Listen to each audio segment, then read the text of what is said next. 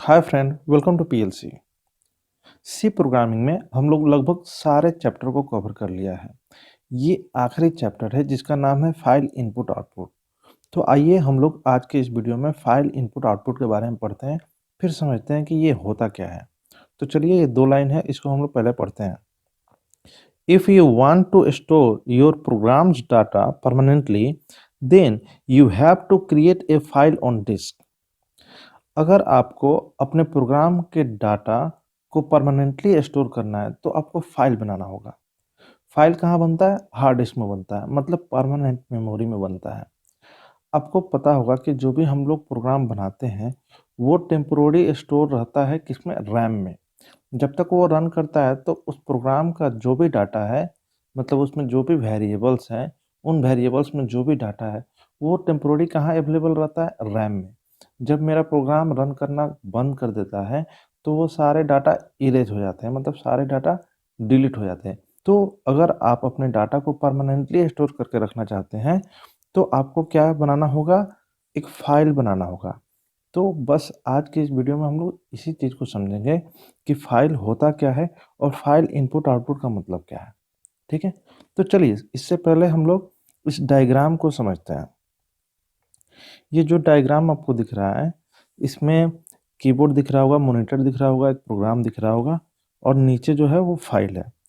तो पहले हम लोग समझते हैं कि हम लोग अभी तक क्या कर रहे थे। अभी तक हम लोग एक प्रोग्राम बना रहे थे, ठीक है? और इस प्रोग्राम को इनपुट दे रहे थे, कोई डाटा इनपुट दे रहे थे और उस डाटा का आउटपुट हम लोग कहाँ देख रहे थे? स्क्रीन पे। ठीक है? हम लोगों ने कोई प्रोग्राम बनाया, कोई भी एक काम करने के लिए प्रोग्राम बनाया, उसको कोई वैल्यू इनपुट दिया और उस वैल्यू के साथ कोई ऑपरेशन परफॉर्म होगा जिसका आउटपुट हमें कहाँ मिलेगा? मॉनिटर पे। तो ये जो प्रोग्राम है, ये प्रोग्राम टेम्पोररी कहाँ स्टोर रहता है? रैम में। और प्रोग्राम टेम्पोररी रैम में स्टोर होता है और प्रोग्राम के अंदर अगर कोई वेरिएबल है, जैसे कि वेरिएबल ए, बी, कुछ भी आपने वेरिएबल बनाया है, तो इसमें कोई ना कोई वैल्यू स्टोर रहता है। तो ये वेरिएबल भी कहाँ रहता है? रैम पे ही रहता है। तो रैम का डाटा आपको पता है, ये टेम्पोररी होता है। लाइट अगर कट जाता है तो ये डाटा इरेज हो जाता है। तो इस डाटा को परमानेंटली अगर आपको स्टोर करना है तो आपको हार्ड डिस्क पे स्टोर करना होगा। तो हार्ड डिस्क पे कैसे स्टोर होता है? फाइल बनाकर। आपको हार्ड डिस्क पे एक फाइल बनाना होगा। तो जनरली हार्ड डिस्क नहीं बोला जाता है, डिस्क बोला जाता है। अगर डिस्क बोला गया तो आप समझ लीजिए हार्ड डिस्क की बात हो रही है। ठीक है? पहले फ्लॉपी डिस्क भी आता था, तो फ्लॉपी डिस्क भी परमानेंट मेमोरी ही होता है। तो फ्लॉपी डिस्क, पहले फ्लॉपी डिस्क पे भी इसको स्टोर किया जाता था, लेकिन आजकल जनरली हार्ड डिस्क में ही स्टोर किया जाता है। तो अगर आपके प्रोग्राम का जो भी डाटा है उसको आपको परमानेंटली स्टोर करना है तो कहीं ना कहीं इसे कहाँ भेजना होगा? हार्ड डिस्क में। तो हार्ड डिस्क में एक फाइल के रूप में जाता है, मतलब हार्ड डिस्क पे क्या बन जाएगा? एक फाइल। और जो भी यहाँ का डाटा है वो सब इसी फाइल पे चढ़ जाएगा, मतलब इस फाइल में राइट हो जाएगा, उस फाइल में लिखा जाएगा। ठीक है? तो यही काम करने के लिए हमको क्या पढ़ना होगा? File input output. File input output operation कुछ होते हैं जिनका यूज करके हम लोग फाइल बनाएंगे, फाइल में डाटा डालेंगे और फिर फाइल के डाटा को देखेंगे, मतलब उसको रीड भी करेंगे। ठीक है? तो इन सारे चीज़ों को क्या बोलते हैं? File input output. तो अब हमें अगर फाइल इनपुट आउटपुट ऑपरेशन करना है, मतलब फाइल में कोई डाटा डालना है, इसमें से कुछ डाटा निकाल कर आउटपुट के तौर पे देखना है, तो हमें फाइल ऑपरेशन पढ़ना होगा। ठीक है?